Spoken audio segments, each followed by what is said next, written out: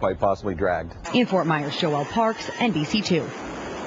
A Southwest Florida neighborhood on alert tonight. Homeowners being warned to keep their children and pets away from the water. And this is why. Slimy scum taking over that lake. The water contaminated with toxic algae, backing right up to a neighborhood full of homes. NBC2 Steve Campion joins us live at Sunshine Lake in Port Charlotte. And Steve, I hear this water smells as bad as it looks. Kelly, the smell out here at times has been unbearable. It's almost as if you're standing in a filthy porta potty. Causing that smell is this blue-green algae that's upwards of 8 feet deep in this lake.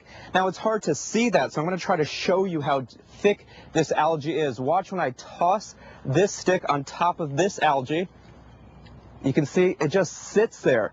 Now, watch when I throw this rock into the algae, and you can see it just bubbles up. I would say get hazmat in here and get this out of here as soon as possible. A murky monster is overtaking Port Charlotte's Lake Sunshine. Michelle Stevens lives on the water. She tells us that monster is toxic blue-green algae, and it's blooming out of control. If a child were to fall into this muck, the consequences would be devastating. I don't believe that they would be able to help themselves out.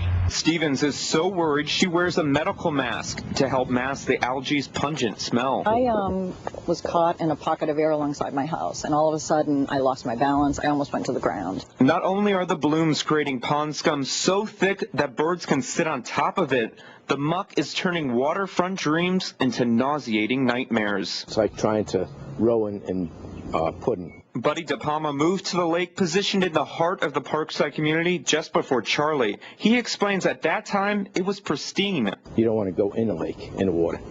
You don't want to fish in it. De Palma says the breeze sends the blue-green algae's odor right towards his house, which has left him fighting to be comfortable in his own space. I'm not going to really let it stop me from going out there, even though it might be a good idea, but I'm not. According to a consultant hired by the county, nitrogen and phosphorus is feeding the toxic algae blooms. The amount of those nutrients in this lake is what you'd find in almost 150 million gallons of raw sewage. The problem? No one knows where the nutrients came from. No one will answer the question, is this bad for our health?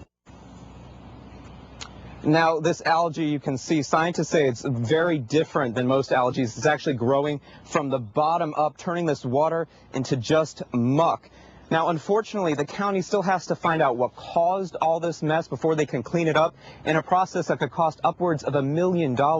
So for the foreseeable future, this mess isn't going anywhere. Tonight, the Department of Health is warning everyone here along Sunshine Lake to stay out of the water, don't use this water to water your grass, and certainly don't touch it. We're live in Port Charlotte. Steve Campion, NBC2.